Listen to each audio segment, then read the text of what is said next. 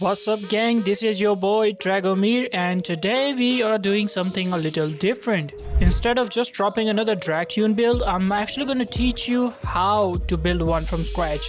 Yes, the full thing, upgrades, tuning settings, all of it. Now look, I have been doing this for a while. I got over 60 drag tune videos on this channel and I have learned a lot from building all of them. So today I am basically going to give you everything I know packed into one video. Whether you just started playing Forza Horizon 5 or you have been playing for a while but your drag cars just are not hitting right, this one's for you. We are gonna cover two types of cars today, rear-wheel drive cars and all-wheel drive cars. I'll go through rear-wheel drive first, then we'll go to all-wheel drive, and trust me, by the end of this video, you are gonna look at the drag tuning completely differently.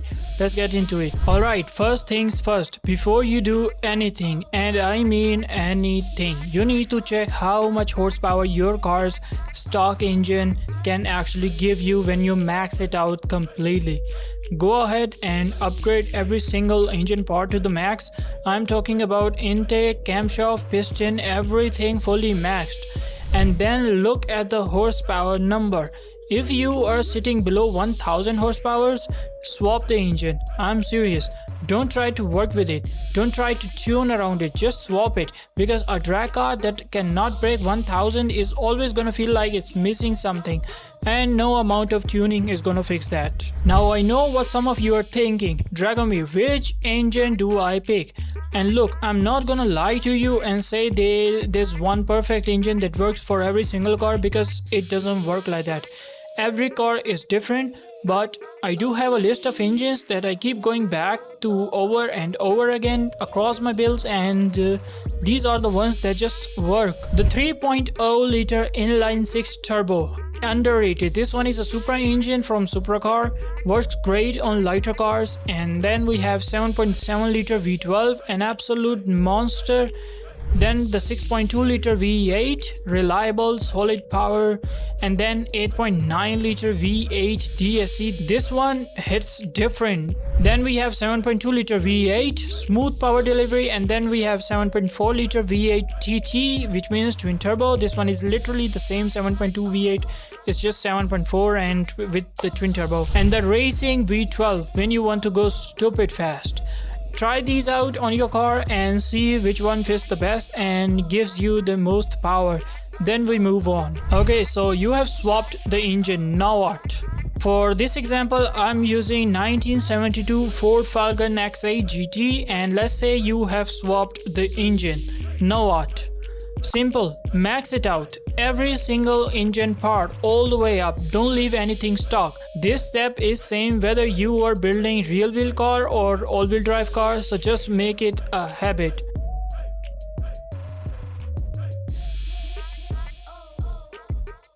After upgrading the engine to the max, let's talk about the drivetrain, and this is where it gets a little personal, because it really comes down to what you want from your drag car.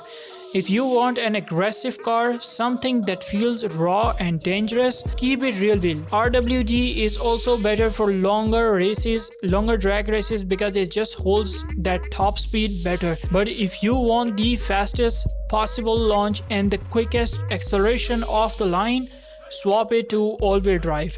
This one is your best friend for short races, quarter mile stuff, anything where the first few seconds decides the winner. So there is no wrong answer here. It's just up to you. It's just your build, so your style. Alright, let's run through the rest of the upgrades quick, because this part is pretty straightforward. Brakes, race brakes, done. Anti-roll bars, sway bars, anti-sway bars, whatever you wanna call it, just max them out. Race front and rear, no questions. Fully weight reduction, full race weight reduction always. Sometimes you can throw on a roll cage, but I honestly don't use it for most of my builds. You don't need it. Okay, now for the drivetrain parts, race clutch and race transmission. Now about the transmission, I have used 4-speed gear transmission on some of my builds if I am specifically targeting quarter mile zone. It works, but honestly 6-speed race transmission is more flexible and you have more gears, and this works well for most builds, especially for rear wheel cars. Now the race driveline, put it on. And the differential. Okay, hear me out on this one, because people sleep on this. I personally prefer the drift differential for drag builds. The reason is the welded diff. It picks up the momentum really fast off the line, which is exactly what you want.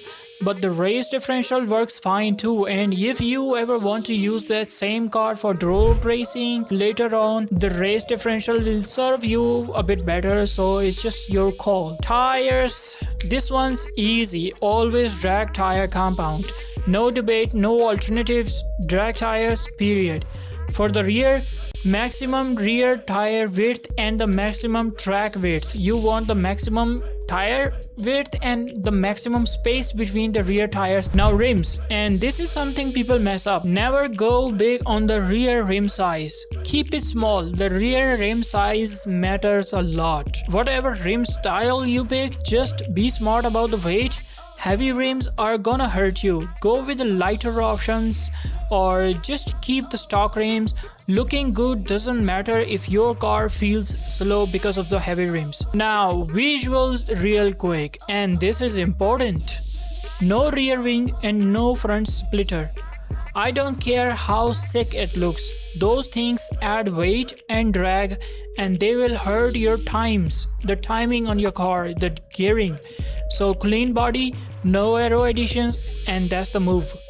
Okay, so that's everything for the upgrade section. Same process for both real wheel cars and all-wheel drive cars. And now let's get into the fun part. So we are at the tuning section now, and this is where your car either becomes a beast or a disaster. Pay attention. Let's start with the RWD Tune Settings. So tire pressures, front tire pressure all the way up to the highest and the rear pressure all the way down to the lowest. Simple. Gearing.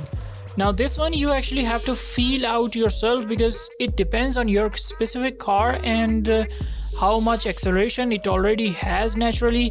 What I generally do for all my cars is dial the final drive all the way towards the speed side, but go test it on the drag strip actually and adjust from there. Don't just set it and forget about them. Alignment, easy one.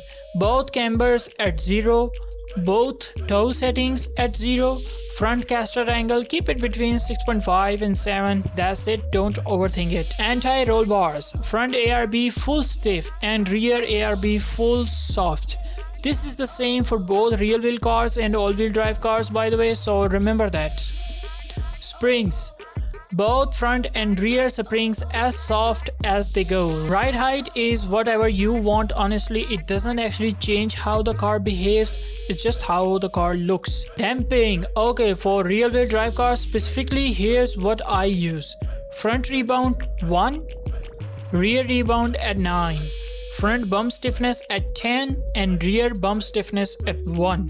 Arrows and brakes, so don't touch them, leave them alone. So if you have accidentally installed the body kit on your car, or if you like the rear wing or something like that, just make sure that these both settings are all the way up to the speed side, okay?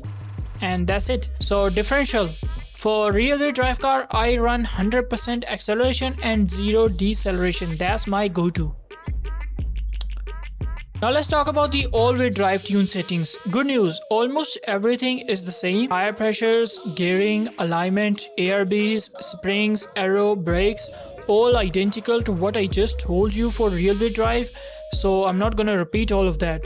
The two things that are different are damping and differential. Damping for all-wheel drives. Front rebound stays at 1.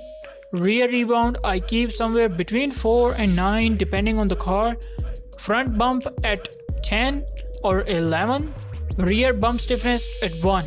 It's very similar to rear wheel drive, but that rear rebound has a bit more range on all wheel drive cars. Differential for all wheel drive. You have got 3 options here: front, rear and balance. For front and rear I put 100% acceleration and 0 deceleration on both. And for the balance I keep it somewhere between 65 and 80%.